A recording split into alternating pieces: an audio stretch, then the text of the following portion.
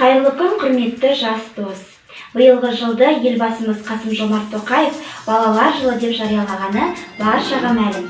Осыған орай облыстық зағип және нашар көретін азаматтарға арналған арнаулы кітапханасы Қуырмаш Тифло Kids студиясы ақпараттық шығармашылық жобасын ұсынады.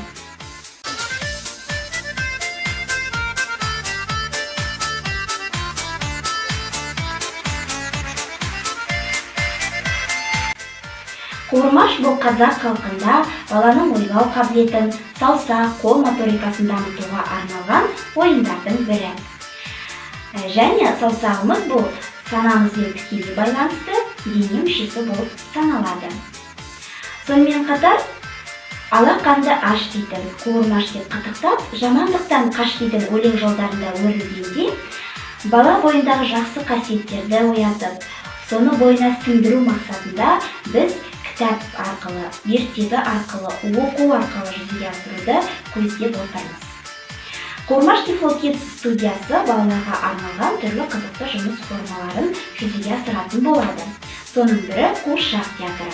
Бұған дейін кітапханамызда қуыршақтар әлемі атты қуыршақ театры жұмыстанып келе жатыр.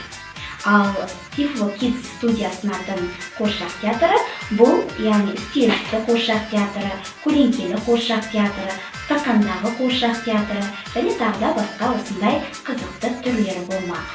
Сонымен қатар қазақ тіліндегі мультфильмдерге Тифло аударма жасалады, яғни Тифло мультфильмдер.